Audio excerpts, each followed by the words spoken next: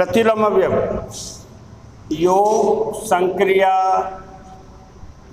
का प्रतिलोम अवयव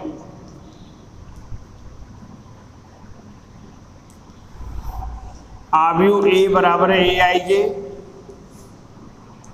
इसी कोटि का विपरीत चिन्ह प्लस माइनस ए, तो ए का प्रतिलोम अवयव उसी क्रम का माइनस ए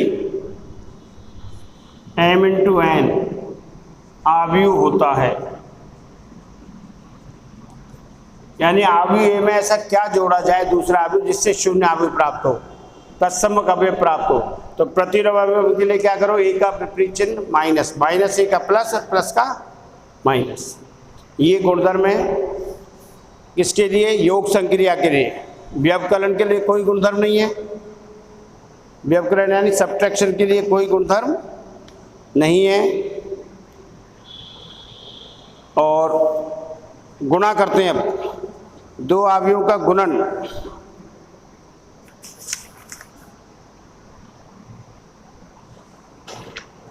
कैंसिलेशन का नियम क्या कहते हैं, निरसन नियम, कैंसिलेशन। ए प्लस बी बराबर बी प्लस सी, बी से बी कैंसिल हो जाएगा और ए बराबर सी आएगा। ए प्लस बी बराबर है बी प्लस सी, आव्यूह ए और बी का जोड़ बराबर है ए और बी और सी के, दोनों तरफ ये बी समान है तो एक कैंसिल हो जाएगी, क्या रह जाएगा ए बराबर सी। यह है निरसन का नियम।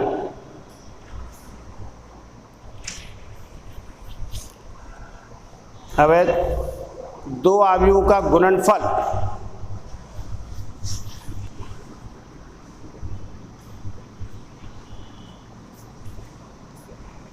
गुणनफल देखिए सभी आव्यूहों का गुणन संभव नहीं है। गुणन के लिए एक आवश्यक शर्त है, आव्यूह A I J M into N कोटि तथा आव्यूह B I J N into P कोटि का है। ए और बी का गुणन कब संभव होगा, जब इसके स्तंभों की संख्या और इसकी पंक्तियों की संख्या के बराबर। आव्यूह ए में स्तंभों की संख्या आव्यूह बी के पंक्तियों की संख्या के बराबर है, तो ए और बी का गुणन संभव है। इनको गुणनीय मल्टीप्लिकेबल मैट्रिक्स बोलते हैं। यदि आव्यूह ए के स्तंभों की संख्या आव्यूह बी की पंक्तियों की संख्या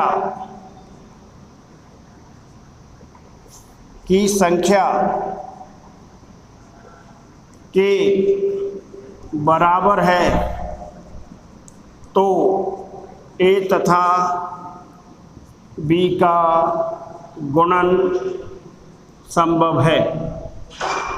और यदि ऐसा नहीं है तो गुणन संभव लिख सकते हैं आप। गुणन संभव की पूछा जाए तो आपको ये बताना पड़ेगा ऐसे, ए एम इंटू एन कोटि का है और बी किसका है, एन इंटू पी कोटि का। इसके स्तंभों की संख्या बराबर है किसके, बी के पंक्तियों की संख्या के, तो गुणन संभव है। और गुणन से प्राप्त ए बी जो आएगा वो किस कोटि का मिलेगा हमें, एम इंटू पी कोटि का। तो ए बी बराबर आएगा एम इंटू पी कोटि का आव्यूह प्राप्त होगा। अगर इस शर्त को पूरा नहीं करते तो लिख देंगे ए तथा बी का गुणन संभव। आपसे सवाल में पूछा जाता है क्या गुणन संभव है, तो ए बी का गुणन ज्ञात करो, तो आपको ये शो करना पड़ेगा। अगर प्रश्न में पूछा जाता है क्या ए और बी का गुणन संभव है, तो आपको दिखाना पड़ेगा ए के स्तंभों की संख्या बराबर है बी की पंक्तियों की संख्या, अतः ए और बी का गुणन संभव है। और ए बी बराबर फिर गुणा करना है। अगर नहीं पूछा जाए गुणन संभव के बारे में तो आपको सीधे गुणा कर देना, खुद देखना है गुणन संभव है या नहीं, और है संभव तो गुणा कर देना है, और नहीं तो लिख देंगे गुणन संभव नहीं है। क्या जांच करनी है, आव्यूह ए और आव्यूह बी, आव्यूह ए के स्तंभों की संख्या आव्यूह बी के पंक्तियों की संख्या के बराबर है तो ही गुणन संभव होगा। और गुणन कैसे करते हैं वो मैं बता रहा हूँ। तो ए बी और बी अलग अलग हो जाएंगे। यहाँ ए बी संभव है परंतु बी संभव हो जरूरी नहीं होगा। तो ए और बी के लिए अब देखिए गुणन ए बराबर 1 2 3 0 5 4, ऑर्डर बोलो इसका 2 इंटू 3। आव्यूह ए का ऑर्डर क्या है, क्रम क्या है, 2 इंटू 3। और आव्यूह बी 1 2 3 0 1 4 5 2 और -1। क्या ऑर्डर है इसका, 3 इंटू 3। बताओ भाई, ए के स्तंभों की संख्या बराबर है बी की पंक्तियों की संख्या के, है। तो यह लिखेंगे आव्यूह ए के स्तंभों की संख्या बराबर आव्यूह बी की पंक्तियों की संख्या, पंक्तियों की, इसलिए ए तथा बी का गुणन संभव है, गुणन संभव है। इसलिए ए बी बराबर लिख लो पहले तो 1 2 3 0 5 4, कोई गुणा का चिन्ह नहीं लगाना, वैसे ही लिख देना साथ में 1 2 3 0 1 4 5 2 -1। अब जो आव्यूह प्राप्त होगा वो कौन सा होगा, 2 इंटू 3 कोटि का आएगा। पता लग रहा है। अब गुणा कैसे करते हैं, देखिए पहली पंक्ति में कितने अवयव हैं, 3, और स्तंभ कितने हैं, 3। तो संगत अवयवों को गुणा करके उनको जोड़ना है। पहली पंक्ति को पहले स्तंभ से, पहली पंक्ति को दूसरे स्तंभ से, पहली पंक्ति को तीसरे स्तंभ से। पहली पंक्ति के संगत अवयवों को पहले स्तंभ के अवयवों से गुणा करके जोड़ देंगे। तो देखिए भाई, संगत, इसका संगत अवयव ये होगा, इसका संगत अवयव ये होगा, इसका संगत अवयव ये। तो गुणा करते समय सावधानी रखनी है, 1 गुणा 1 1 प्लस 2 गुणा 0 0 और प्लस 3 पंजे 15। पहली पंक्ति पहला स्तंभ, अब पहली पंक्ति दूसरा स्तंभ, पहली पंक्ति के तो अवयव ये रहेंगे, दूसरे स्तंभ के ये रहे। संगत अवयवों को गुणा करना है, पहले अवयव को पहले से, दूसरे को दूसरे से और तीसरे को, उनको योग, उनका जोड़ करना है। तो 1 इंटू 2 2, 2 इंटू 1 2, 3 दूनी 6। पहली पंक्ति पहला स्तंभ, पहली पंक्ति दूसरी, अभी पंक्ति आएगी पहली, तो पहली पंक्ति पहला स्तंभ, पहली पंक्ति दूसरा स्तंभ और पहली पंक्ति तीसरा स्तंभ। 1 इंटू 3 3, दूसरा अवयव 2 दूनी 2 चौको 8 और 3 है माइनस का 3, 3 इंटू -1 होगी पहली पंक्ति। तो पहली पंक्ति को पहले स्तंभ, दूसरे स्तंभ और तीसरे स्तंभ के संगत अवयवों से गुणा करके जोड़ने से आएगा पहली पंक्ति। इसी तरह दूसरी पंक्ति, दूसरी पंक्ति पहले स्तंभ, तो 0 इंटू 1 0, 5 इंटू 0 0 प्लस 4 इंटू 5 20। दूसरी पंक्ति दूसरा स्तंभ, 0 इंटू 2 0, 5 इंटू 1 प्लस का 5 और प्लस के 4 दूनी 8। दूसरी पंक्ति दूसरा स्तंभ हो गया। अब दूसरी पंक्ति तीसरा स्तंभ, 0 इंटू 3 0, 5 इंटू 4 20 और 4 इंटू -1 तो -4। सरल कर दो इनको, 5 और 15 16, 2 2 4 और 6 10, 3 8 11 में से 3 गए तो 8 और ये 20 13, 20 में से 4 गए 16। ये हो गया ए बी। कोटि देखो इसकी 2 इंटू 3 क्रम का है, तो 2 इंटू 3 क्रम का ही आव्यूह प्राप्त होगा। गुणा करते समय आपसे कहा जाए गुणन संभव है तो गुणन को संभव दर्शाना पड़ेगा। उसके लिए आप क्या लिखोगे, पहले आव्यूह के स्तंभों की संख्या दूसरे आव्यूह की पंक्तियों की संख्या के बराबर है तो गुणन संभव है। और गुणा करने के लिए उसको ए भी लिखेंगे, आव्यूह ए को लिखो आव्यूह बी को, तो पहले स्तंभ पंक्ति के संगत अवयव को पहले स्तंभ से गुणा करके जोड़ना है। पहले अवयव को पहले से, दूसरे को दूसरे से, तीसरे को जोड़ दिया। पहली पंक्ति दूसरा स्तंभ, पहली पंक्ति तीसरा स्तंभ। इसी तरह दूसरी पंक्ति दूसरा पहला स्तंभ, दूसरी पंक्ति दूसरा स्तंभ और दूसरी पंक्ति तीसरे स्तंभ के संगत अवयवों को गुणा करने के जोड़ेंगे और इसको सरल करने पर आएगा, वो हो गया ए बी। तो गुणन संभव हो जरूरी नहीं है और ए बी पॉसिबल है तो बी ए पॉसिबल हो वो भी जरूरी नहीं है। 4a बराबर क्या होगा, 4 इंटू 1 2 3 4 5 6, तो 4 से इस प्रत्येक अवयव को गुणा कर दीजिए। ये कहलाता है अदिश गुणन। किसी संख्या से गुणा करना, किसी संख्या से आव्यूह को गुणा करना, उसका प्रत्येक अवयव उससे गुणा हो जाएगा। तो 4 से करें तो 4 8 12 16 20 और 24। ये क्या कहलाता है, किसी आव्यूह का अदिश गुणन। किसी संख्या से गुणा करना यानी a बराबर k बराबर k, ऐसे भी कर सकते हो। आव्यूह में से किसी संख्या से गुणा करने को बोलते हैं अदिश गुणनफल। आव्यूह का अदिश गुणन किसी संख्या से गुणा करना, -1 से गुणा करेंगे तो प्रत्येक अवयव -1 से गुणा होगा, 2 से गुणा करें तो आव्यूह में प्रत्येक अवयव से गुणा होगा अदिश संख्या। ये है। और एडिशन की प्रॉपर्टीज मैंने बता दी आपको, और क्रम विनिमयता सब कुछ बता चुका हूं।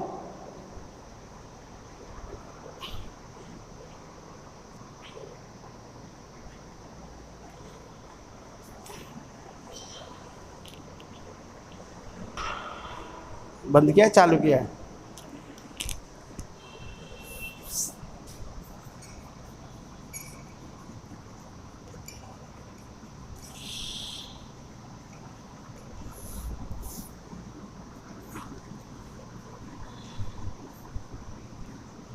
तो k a बराबर k क्या है, k एक संख्या कोई भी अदिश संख्या है, या वैसे कर सकते हो कांस्टेंट है कोई भी, किसी नंबर से मल्टीप्लाई करें k बराबर k i j m into N कोटि, प्रत्येक अवयव उससे गुणा हो जाए k से। इसके भी गुणधर्म है, अदिश गुणन क्रम विनिमय होता है।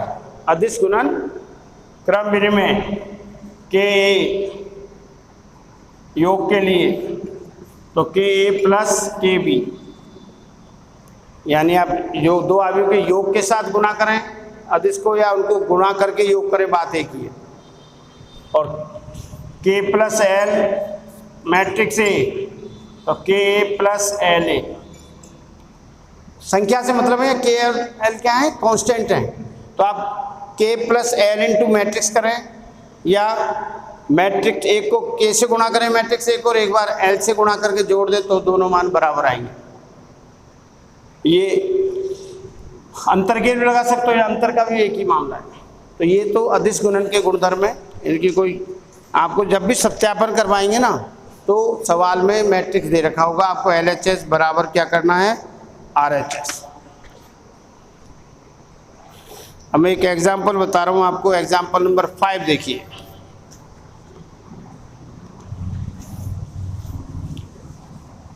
अभी नए पैटर्न के हिसाब से इसमें जो 17 से है ना, बड़े क्वेश्चन नहीं आते हैं, 1 नंबर का एक, 2 नंबर का एक क्वेश्चन ऐसे आता है, 3 नंबर का चैप्टर टोटली, तो ज़्यादा बड़े क्वेश्चन नहीं आते हैं। यदि एग्जाम्पल नंबर 5 आव्यूह A बराबर 2 4 -1 3 2 5 तथा B आव्यूह B बराबर है 2 1 0 -1 3 4, तो 2a - 3b ज्ञात करो। अब आपको क्या ज्ञात करना है, 2a - 3b। a भी दे रखे पर तो 2a लिखो और आप -3b लिख लेना, फिर उनको दोनों को जोड़ देना है। हल a बराबर 2 4 -1 3 2 5, तो 2a बराबर क्या हो जाएगा, तो 2a बराबर अभी बताया था इसको ना, 2 से प्रत्येक अवयव को गुणा कर देंगे। अवयव a के प्रत्येक अवयव को किससे गुणा करेंगे, 2 से, तो 2a के लिए 2 दूनी 4 8 -2 6 4 10 आ गया 2a। अब देखिए यहाँ पर b बराबर 2 1 0 -1 3 4। अब आपके पास दो ऑप्शन है, अगर 3 से गुणा करते तो घटाना पड़ेगा और -3 से गुणा करते हो तो जोड़ना पड़ेगा।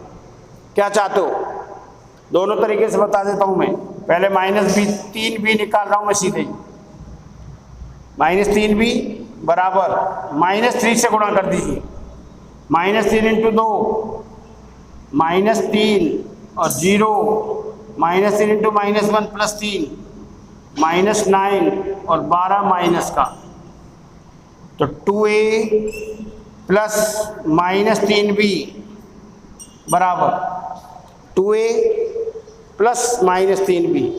तो संगत अवयवों को जोड़ना है तो 4 8 -2 6 4 10 और प्लस हमने -3b को जोड़ दिया, प्लस आएगा ना। अब तो 3b के साथ क्या चिन्ह आएगा, प्लस का, और ये -6 -3 0 3 -9 -12। बोलिए भाई, तो 2a और ये -3b हो जाएगा प्लस इंटू माइनस। अब संगत अवयवों को जोड़ दो, 4 -6 -2 a11 b11 4 -6 -2 8 -3 5 और -2 0 -2 6 + 3 9 6 + 3 और 4 -9 -5 और 10 -12 -2। ये आ गया 2a -3b। एक मेथड तो ये है। दूसरा 2a अपने पास आ गया, 2a कितना 4 8 -2 6 4 10 और b बराबर है अपने पास 2 1 0 -1 3 4। अब हमें घटाना है, 3b करना है तो 3 से मल्टीप्लाई करो इसको, तो 3 दूनी 6 3 एकम 3, प्रत्येक अवयव को 3 से गुणा करना है। 0 3 × -1 -3 9 और 12। और अब आपको लिखना है 2a -3b 2a -3b, तो 4 8 -2 6 4 10 और माइनस कर रहे हैं यहाँ 6 3 0 -3 9 12। अब इस माइनस का ध्यान रखना है आपको। संगत अवयवों को 4 -6 -2 आएगा, 4 -6 8 -3 5 -2 -0 -2 6 -6 0 4 माइनस क्या हो जाएगा प्लस 7 10 -12 -2। ये आएगा भाई, 5 आ रहा है उधर, तो माइनस का 5। 2a -3 तो 4 -6 -2 8 -3 5 -2 0 -2 6 -6 0 4 -9 कितना आ जाएगा -5 और 10 -12 -2, तो दोनों बराबर आ रहे हैं। एक में प्लस वो आ रहा है भाई, तो ये 6 माइनस प्लस हो जाएगा, 9 आएगा। तो ऐसे दोनों तरीके से कर सकते हो, प्लस और माइनस। सावधानी की जरूरत है। अभी देखो ये डायरेक्ट अगर आप -3 भी निकालोगे, उसको प्लस करना है तो प्लस करने में तो सीधे जोड़ना है, और यहाँ इस माइनस का ध्यान रखना है। माइनस क्या हो गया, प्लस, तो 6 और 3 9 4 -9 -5 10 -12 -2। ये है, इसकी थ्योरी को पढ़ना है आप लोगों को भी, ऑनलाइन क्लासेज वाले, और देखना है एग्जाम्पल्स करके। गुणधर्म जब भी सत्यापित करवाएंगे तो गुणधर्म पूछेंगे कि गुणधर्म को सत्यापित करवाने के लिए आपको मैट्रिक्स दे रखा होगा और LHS बराबर RHS प्रूव करना होगा। कल इसी को कंटिन्यू करेंगे। ओके।